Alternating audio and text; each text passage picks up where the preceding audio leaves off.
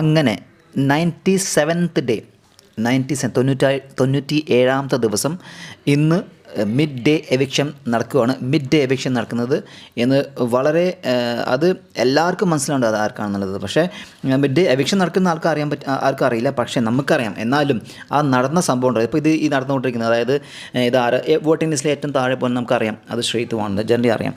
പക്ഷേ ഇവിടെ ഇന്ന് ചെയ്തത്, അതായത് അവരുടെ ഈ ബിഗ് ബോസ് ബാക്കി അംഗങ്ങളെല്ലാം ഇന്ന് എത്തിരിക്കുകയാണ്.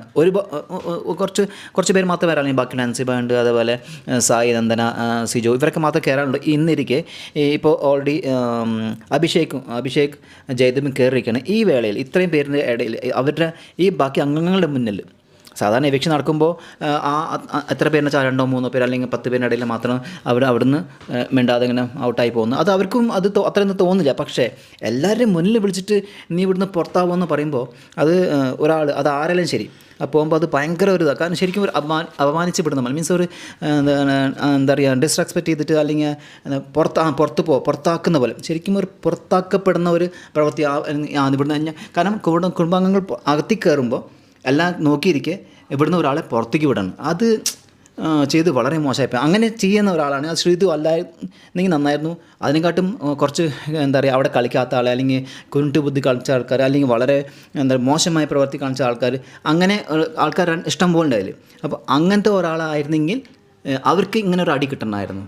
അത് ശ്രീതുവിനല്ല അങ്ങനെ ഒരു അടി കിട്ടേണ്ടതായിരുന്നു. കാരണം ശ്രീതു മീൻസ് കളിച്ചില്ല എന്ന് ഓക്കെ, പക്ഷേ ആരെ പറ്റി അങ്ങനെ ജസ്റ്റ് ലൈക്ക് എന്താ പറയുക, ഇപ്പോൾ example Rasmin, the best player റസ്മിനാണ് ഇതിൻ്റെ എല്ലാത്തിനും കാരണം.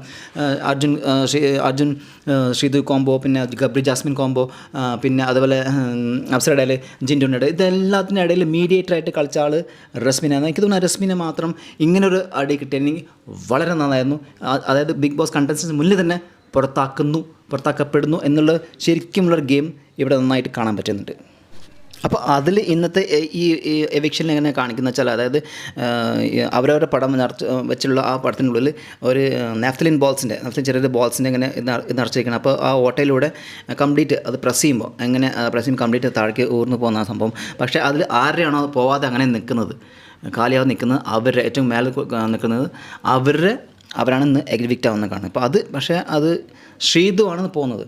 പക്ഷേ എങ്കിലും അത് ചെയ്തത് വളരെ മോശമായി എനിക്ക് തോന്നി. കാരണം അത് ശരിക്കും നിങ്ങൾ പറയാം, നമ്മുടെ വീട്ടിൽ എല്ലാവരും വന്നിരിക്കുകയാണ്, ആ സമയത്ത് നിങ്ങൾ പുറത്തേക്ക് പോകുമെന്ന് പറയുന്നത്, അത് സാധാരണ ഇത്രയും നടന്ന സീസൺസിൽ, ഐ മീൻ 1, 2, 3, 4, 5 ആൻഡ് ഈ ഇത്രയും സീസൺസിൽ ഒരിക്കലും അങ്ങനെ കുടുംബാംഗങ്ങളുടെ മുന്നിൽ വെച്ചിട്ട് എല്ലാവരും ഇങ്ങനെ പുറത്താക്കപ്പെടുന്ന വെച്ചില്ല. അതെല്ലാവരും വന്നിട്ട് ആ അംഗങ്ങളുടെ ഒരാൾ കമ്മിയായി മൈനസായി പോകുന്നു. അപ്പോൾ അവർക്ക് അത്ര വിഷമമില്ല. കാരണം ഞാൻ 4 പേര് മാത്രമേ അറിയുള്ളൂ. അവർ പിന്നെ പുറത്ത് പോയ കഥ എല്ലാവരും അങ്ങനെയല്ലേ പോയിക്കുന്നത്. പക്ഷേ എല്ലാവരും അകത്ത് വന്നിട്ട് പിന്നെ നീ മാത്രം പുറത്ത് പോ, അത് ബിഗ് ബോസ് ചെയ്ത് വളരെ മോശമായി. അല്ലെങ്കിൽ ഈ എവിക്ഷൻ ഇവരെല്ലാം പോയതിന് ശേഷം ചെയ്യണമായിരുന്നു. അത് നേരത്തെ ചെയ്തു. അല്ലെങ്കിൽ ഇത് എന്തുകൊണ്ട് ഇത്ര ഡിലേ ചെയ്തത്, അങ്ങനെ ഒരു സംഭവം. അല്ലെങ്കിൽ ഇവരെല്ലാം നേരത്തെ വിളിച്ചു കൂട്ടി തിങ്കളാഴ്ച മുമ്പ് കഴിഞ്ഞ ശനിയാഴ്ച എല്ലാം ചെയ്യേണ്ടതായിരുന്നു. കഴിഞ്ഞ ഞായറാഴ്ച അല്ലെങ്കിൽ തിങ്കളാഴ്ച ചൊവ്വാഴ്ച എല്ലാവരും വിളിച്ച് പുറത്താക്കിയിട്ട് പിന്നെ ഈ എവിക്ഷൻ ചെയ്യേണ്ട കാര്യമായി ബുധൻ വ്യാഴായിട്ട് ചെയ്യേണ്ടതായിരുന്നു.